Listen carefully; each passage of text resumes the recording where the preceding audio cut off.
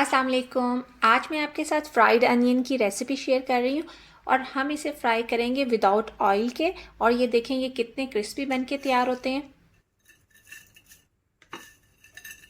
चलें तो रेसिपी को करते हैं स्टार्ट। यहाँ पे मैंने 4 प्याज ले लिए थे जिनका मैंने छिलका उतार दिया और मैंने इनको धो लिया था और अब हमने इनकी कटिंग करनी है।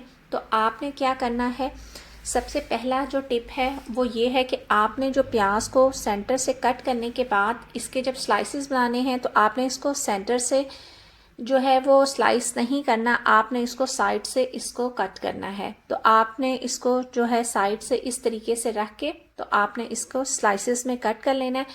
और टिप नंबर 2, आपने कोशिश करनी है कि जो सारे जो स्लाइसेस हैं वो इक्वल साइज़ के आप कटिंग करें, नहीं तो ऐसा होगा कि कुछ स्लाइसेस जो हैं वो कच्चे रह जाएंगे और कुछ जो हैं वो ब्राउन हो जाएंगे।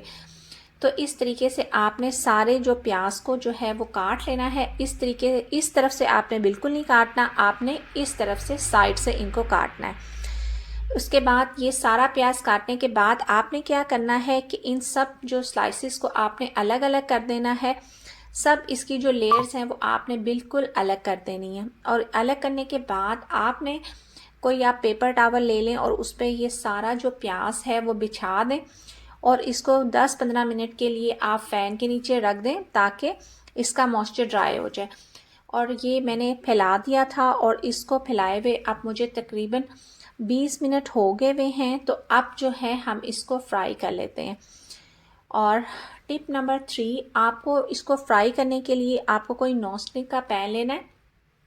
अगर आप नॉन स्टिक का पैन नहीं यूज़ करेंगे तो आपका जो ये प्याज है ये आपके पैन के साथ स्टिक हो सकता है। तो बस आपने इसको इस तरीके से सारे पैन में फैला देना है कि ये प्याज ओवरलैप नहीं होना चाहिए। आपने बस इसको एक सिंगल लेयर में सारे पैन पे जो है वो स्प्रेड कर देना है। और जो आपने इसकी फ्लेम है वो आपने बहुत ही ज़्यादा जो है वो लो रखनी है। और जो है इसे इक्वली स्प्रेड करने के बाद आपने इसको 2 से 3 मिनट तक ऐसे ही पकने देना है। उसके बाद आप देखेंगे कि इसमें से जो है वो स्टीम निकलना स्टार्ट हो गई है।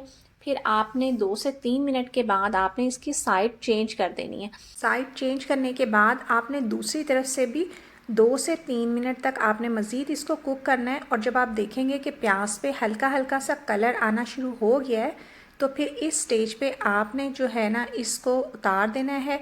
और ये देखें मैंने फ्लेम बहुत ही ज़्यादा लो रखी हुई है और इस लो फ्लेम पे मैंने ये सारा इसको कुक किया है। बस जब आप देखें कि ये इस तरीके से कलर आना स्टार्ट हो गया है तो बस आपने इस स्टेज पे इसको चूल्हे से उतार लेना है और इसको ठंडा होने के लिए रख देना है। आपने ये जो स्टेप है ये बिल्कुल भी स्किप नहीं करना, क्योंकि जो प्याज में क्रिस्पीनेस आएगी वो इसी स्टेप की वजह से आएगी। और जितनी देर तक ये प्याज ठंडा हो रहा है तो हम जो बाकी प्याज है उसको भी जो है फ्राई कर लेते हैं। तो मेरे पास यहाँ पे 2 पैन हैं नॉन स्टिक के, तो मैंने दूसरे पैन में जो है प्याज डाल दी है। लेकिन अगर आपके पास 2 ना हो तो आप जो दूसरा वाला प्याज है जो आपने पहले फ्राई किया है उसे आप किसी प्लेट में निकाल लें और सेम पैन में बाकी प्याज भी डाल लें। तो इस तरीके से आपका टाइम जो है वो सेव हो जाएगा और सारा प्याज जो है वो एक साथ जो है वो ब्राउन हो जाएगा। तो बस आप ये देखें यहाँ पे प्याज जो है वो ठंडा हो चुका हुआ था और जो दूसरा वाला प्याज है उसका काम भी कंप्लीट हो गया। तो ये प्याज अब मैंने दोबारा से चूल्हे पे रख दिया है और फ्लेम जो है वो अगेन बहुत ज़्यादा लो है। और इस लो फ्लेम पे आपने इतनी देर तक पकाना है जितनी देर तक इसके ऊपर एक अच्छा सा कलर आ जाए और सारा जो है मॉइस्चर वो ड्राई हो जाए। आपने इस तरीके से इसको उलटते पुलटते हुए पकाते रहना है। यहाँ पे आपको फील होना शुरू हो जाएगा कि जो प्याज है वो क्रिस्पी हो गया हुआ है। और यहाँ पे आप डिसाइड कर सकते हैं कि आपको प्याज को कितना कलर देना है। जब आपकी रिक्वायरमेंट के मुताबिक कलर आ जाए तो आपने इसको निकाल लेना है किसी प्लेट में और ठंडा होने के लिए रख देना है। और जब ये ठंडा हो जाएगा तो ये काफ़ी क्रिस्पी हो जाएगा। और मैं आपको अभी दिखाती हूँ अभी भी ये कितना क्रिस्पी है, ये देखें।